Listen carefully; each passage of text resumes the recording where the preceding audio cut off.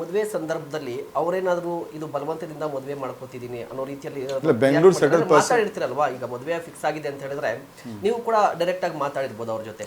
ಆ ಸಂದರ್ಭದಲ್ಲಿ ಏನಾದರೂ ಮದುವೆ ಇಷ್ಟ ಇಲ್ಲ, ಬಲವಂತಕ್ಕೆ ಮದುವೆ ಆಗ್ತಾ ಇದೀನಿ ಅಂತ ಏನಾದರೂ ಹೇಳ್ಕೊಂಡಿದ್ರಾ, ಅಥವಾ ನೀವು ಯಾವ ರೀತಿ ಏನಾದರೂ ಇಷ್ಟಪಟ್ಬಿಟ್ಟೆ ಮದುವೆ ಆಗಿದ್ದು. ಅವ್ರಿಗೆ ಇಷ್ಟ ಆಯ್ತು ಇಬ್ರು ಫ್ಯಾಮಿಲೀಸ್ಗೂ ಮ್ಯೂಚುವಲ್ ಆಗಿ ಇಷ್ಟ ಆಯ್ತು. ಪ್ಲಸ್ ಆಮೇಲೆ ಇಬ್ರು ನನ್ಗಳಿಗೂ ಒಪಿನಿಯನ್ ತಗೊಂಡ್ಬಿಟ್ಟೆ ನಾನು ಮದುವೆ ಆಗಿದ್ದು. ಆಮೇಲೆ ಅವಳಿಗೆ ಎಜುಕೇಷನ್ ಒಂದು ಇನ್ನು ಇತ್ತಲ್ಲ, ಅದನ್ನ ಓದಿಸ್ಬೇಕು ಅಂತ ಒಂದು ಇತ್ತು, ಟರ್ಮ್ಸ್ ಆ್ಯಂಡ್ ಕಂಡೀಷನ್ಸ್ ಇತ್ತು. ಅದು ನಾನು ಫುಲ್ಫಿಲ್ ಮಾಡಿದೆ. ಅದಾದ್ಮೇಲೆ ಮತ್ತಮೇಲೆ ಅವಳಿಗೆ ಇದು ಬೆಂಗಳೂರು ಹುಡುಗನಿಗೆ ಮದುವೆ ಆಗಬೇಕು ಅಂತ ಇತ್ತು ಅವಳಿಗೆ. ಅಂದರೆ ಮುಂಚೆ ಅವಳು ಮೀಡಿಯಾದಲ್ಲಿ ಇರಲಿಲ್ಲ.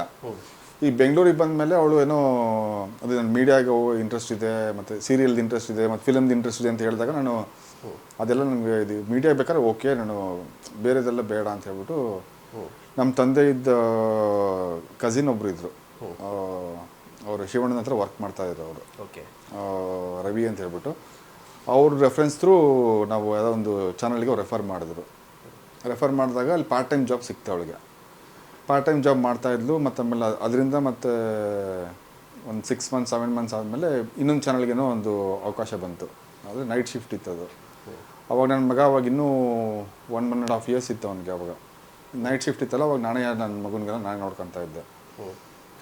ಅದಾದಮೇಲೆ ಮತ್ತಮೇಲೆ ಬೇರೆ ಚಾನಲ್ಗೆಲ್ಲ ಹಂಗೆ ಅವಕಾಶ ಸಿಗ್ತಾ ಬಂತು. ಹಂಗೆ ಅವಾಗ ಮಗುನ ಅವಳು ಆಫೀಸ್ ಟೈಮ್ ಇದ್ದಾಗ ನಮ್ಮ ತಾಯಿ ನೋಡ್ಕೊತಾ ಇದ್ರು, ಮತ್ತು ನಾನು ನೋಡ್ಕೊತಾ ಇದ್ದೆ. ಹಂಗೆ ಇದಾಯಿತು.